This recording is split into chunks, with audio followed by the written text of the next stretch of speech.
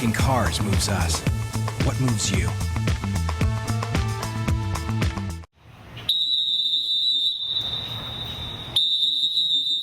The sometimes crowded hallways at George Washington High School were emptied this morning as students sheltered in place, practicing how to react if North Korea were to attack Guam, as the country has threatened to.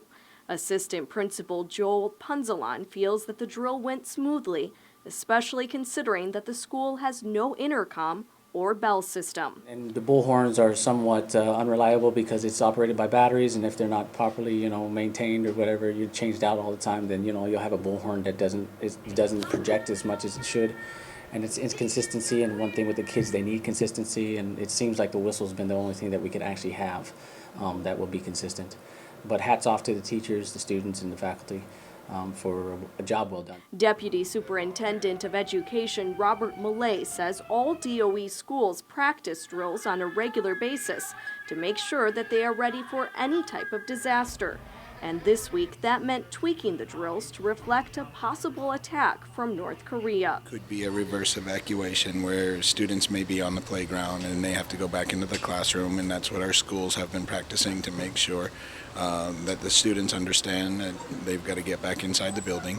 And they are very good at doing these practice drills, and when they find if there's anything wrong, they fix that. And so that's why we do this throughout the school year and not just when there is a possible emergency. PNC hit the streets today to find out how prepared the general public is. We asked whether they have sheltering plans or if they prepared an emergency kit in case disaster strikes. I do not have a kit. I have been informing myself via things that are put on Facebook or online, but personally, I don't think that I am stressed out as bad as maybe I should be, or maybe the community should be. A lot of my friends, a lot of my family, they're not stressed out as bad as maybe the rest of the world.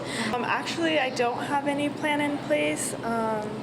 My husband's in the Navy, so I'm assuming there's something going on there. Okay. I think I'm just really rooted in the Guam community, so hopefully we'll just go with what the governor tells us to do or what they think is best.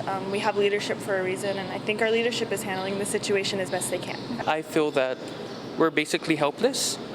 As the average person, I don't think that we can really do anything about it, so we have nothing left to do but just go on with our daily lives.